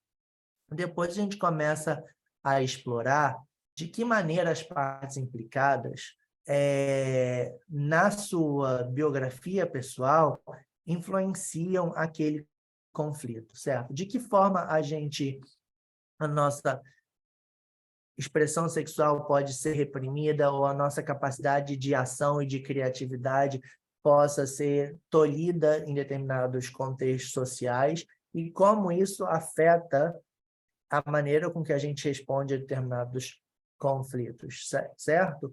Isso digamos, a história da psicologia desde o Freud, sabe? E a ideia não é determinar que isso tem influência direta nos conflitos, mas tornar consciente que possa influenciar de uma determinada maneira, certo? Que possa não determinar conflitos, mas influenciá-los, ok? E a segunda seria a camada socioemocional, que começa a trabalhar a ideia do nosso pertencimento e nosso reconhecimento numa determinada comunidade e como esse reconhecimento de que a gente pertence a um determinado grupo possibilita que a gente se sinta mais à vontade de atuar de forma preponderante ou de forma mais direta na transformação de conflitos. E daqui vem a ideia de que, quando a gente se depara com situações de conflito, a nossa experiência, digamos, anterior, ou, digamos, a nossa sensação de vulnerabilidade, ou as nossas feridas, podem ser, digamos, canais de compreensão do que esteja acontecendo em outros contextos conflitivos. E daí vem a ideia do wounded healer, né? do Roman Shin, que a gente pode, através da nossa história, se conectar com os outros de maneira empática e ajudá-los nos processos pessoais que eles enfrentam. E, inclusive, estimular que essas pessoas possam ser agentes da própria cura pessoal, mas também da transformação social do contexto em que eles vivem, certo? E a camada seguinte seria a mental social, associada ao anahata, que expande para o nível externo, digamos, a relação que o indivíduo estabelece com a sociedade mais ampliada, e não necessariamente a comunidade a que essa pessoa pertence. Seria um pouco mais amplo. Isso trabalha, basicamente, o chakra do coração e a nossa capacidade de abertura para os outros. Certo? E muitas vezes a nossa dificuldade de abertura e de diálogo com as outras pessoas pode estar não necessariamente, digamos, nessa camada em si, a irritação pode estar presente não nessa camada, mas em alguma outra. Então é importante a gente ter essa liberdade de fazer essa análise multicamadas, no geral, sobretudo quando a gente pensa na nossa relação de abertura e de diálogo com as outras pessoas. E aí, dentro daquela lógica de ser coerente com a pesquisa e da possibilidade de pensar o conhecimento através do testemunho do espírito, a gente inclui a camada espiritual policitária, que vai além da sociedade, sabe? E que se conecta com a ideia de espiritualidade, da sensação, da experiência do sagrado, e permite que a gente tenha uma atitude de compaixão para com aquelas pessoas implicadas num contexto de conflito. E, por último, a camada global. A importância de incluir essas camadas aqui é que, apesar de, num nível prático, na nossa experiência humana, elas estejam um pouco além das nossas capacidades, na teoria a gente reconhece que elas existem, certo? E como eu estou indo um pouco rápido demais, o que eu queria fazer é, só respondendo a um comentário, eu vou mandar depois o PDF da apresentação para vocês poderem ler com um pouquinho de mais calma, certo? E, por último, o epicentro, que, na verdade, é muito além da nossa realidade humana. Se a gente realmente reconhecer a dimensão energética do mundo do universo, a gente entende que essas relações conflitivas, elas são nada mais que a expressão do que existe. Aí a gente precisa, eu acho que é muito mais fácil a gente tratar esses temas a partir do budismo Zen, fica muito mais claro de entender do que usar a filosofia dos chakras. Aí são, digamos, as minhas diferenças com a pesquisa do Wolfgang em si, dentro do programa. Mas, só ressaltando que esse mapeamento é uma pequena representação da realidade, é um trabalho que os mediadores fazem para ler o contexto conflitivo em que eles estão trabalhando, não se esquecendo que eles estão dentro do conflito, eles são parte do conflito, e que o mapa é sempre uma leitura pessoal de uma relação muito mais complexa, que é a vida, certo? Então, tudo isso acontece e o que a gente está tentando oferecer são ferramentas interpretativas que possibilitem que a gente atue. E aí a atuação é infinita, sabe? Como a gente vai querer atuar, com quem a gente decide dialogar, surge do próprio contexto, do próprio conflito que a gente esteja lidando, certo? E uma maneira simples de pensar a respeito disso é através desse método chamado interação centrada no tema, da Ruth Kohn, que é super simples da gente entender essas dinâmicas entre o si, o outro e o contexto em si. E o tema que a gente esteja trabalhando, sabe? Mas um dos aspectos mais importantes seria a consciência de si, do outro, do contexto, do tema que a gente esteja trabalhando, de um equilíbrio entre a nossa implicação pessoal e a compaixão que a gente sinta pelas pessoas e sofrimento humano, mas também que isso seja equilibrado com uma autopreservação, porque a gente não pode simplesmente se jogar em determinados contextos de forma inconsequente e sem saber se a gente tem capacidade de promover transformação social ou promover, digamos, uma acentuação de dinâmicas conflitivas e violentas, sabe? E como a gente pode fazer isso através de um diálogo consigo mesmo e com os outros, baseado numa comunicação congruente, certo?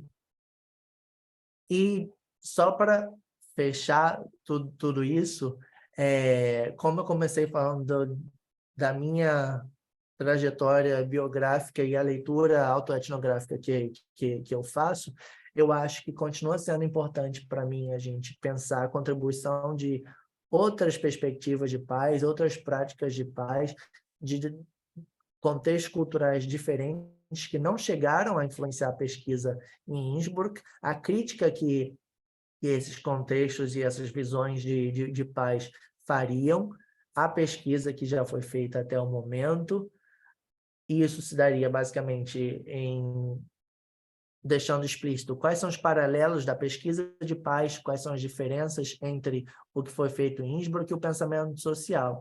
Eu acho que eu e a Rafa, a gente já conversou sobre isso, mas o pensamento feminista, o pensamento colonial, já tem importantes contribuições críticas com relação à pesquisa que foi feita pelo Wolfgang, que ainda assim é bastante eurocêntrica e não reconhece de maneira suficiente as contribuições que foram feitas sobre a paz a partir do Sul global, apesar de nunca terem se definido como pensadores de uma disciplina de estudos de paz, entendeu?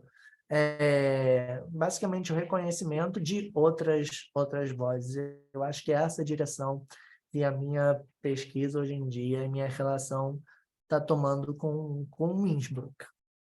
Inclusive porque nós temos uma nova diretora, um novo coordenador lá, uma equipe totalmente nova. Então, a gente ainda está, digamos, definindo a direção que a gente vai seguir com a pesquisa.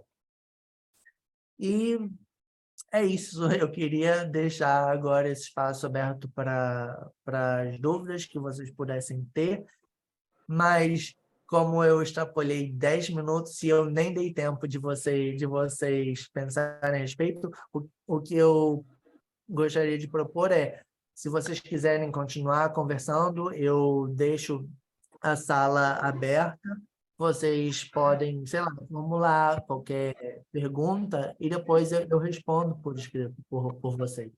A gente não ficar tendo escutado só a mim falar sem parar. Beleza? Egídio, muito obrigada. Eu queria agradecer tua generosidade, inclusive, de extrapolar o tempo. É muito rico tudo isso que você trouxe para nós aqui hoje. Eu me sinto, sim, extremamente feliz, porque às vezes quando a gente tem a oportunidade de conhecer certas pessoas, conhecer certos conhecimentos, e você não tem com quem trocar isso, você se sente, às vezes, quase que implodindo. Então, eu hoje tive a experiência de conseguir trazer redes de pessoas queridíssimas para acessar muito do que eu consegui vislumbrar no buraco da fechadura, dessas viagens e trocas acadêmicas internacionais. Você trouxe para a gente essa perspectiva do infinito, né? Quando a gente fala o que é isso infinito, quando você começa a ver essa quantidade de camadas e elementos envolvidos num conflito, né? Isso mostra para a gente quão qualificado o mediador precisa estar, senão, na verdade, ele é só mais uma pessoa perdida naquele processo, né? Se batendo de ombros com aquelas pessoas que estão ali naquela situação. Então, a gente vai continuar aqui mais um pouquinho, eu acho que todo mundo deve querer compartilhar algo. Eu fico aqui com o grupo fazendo a facilitação. Obrigada por estar conosco nas suas férias e um ótimo espetáculo com seu companheiro. Divirta-se muito. Obrigado. Eu sinto muito que eu precise correr agora. Acho que teatro sempre atrasa, então acho que não tem tanto problema, mas e como está aqui literalmente na porta de casa, não tem tanto problema. Obrigado pela paciência. Eu gostaria muito de continuar para a troca, mas a gente não precisa continuar a troca, digamos, assim, ao vivo, mas eu posso responder a qualquer pergunta que vocês tiverem por e-mail. O meu e-mail está aqui embaixo, e se fizer falta, a gente marca uma conversa de outros 30 minutos, quando for conveniente para todo mundo, apesar de eu estar entrando, digamos, nos próximos meses de muito trabalho, a gente tenta pensar em alguma coisa. Então, eu vou deixar vocês agora continuarem com a conversa. Eu espero que vocês tenham gostado muito e obrigado pela oportunidade, pela abertura e a possibilidade de criar esse espaço, Rafa. Bom? Eu vou pedir só para todo mundo abrir o microfone e falar uma última palavra, para pelo menos de levar essa energia boa, que eu tenho certeza que todo mundo tem para compartilhar enquanto ele sai. Obrigada. Obrigada. Obrigada, Egídio. Maravilhoso. Abriu uma mesmo. porta aqui para gente. Obrigado Um grande beijo. pessoal. Adorei. Parabéns, Beijos. Rafaela. Parabéns, Egídio.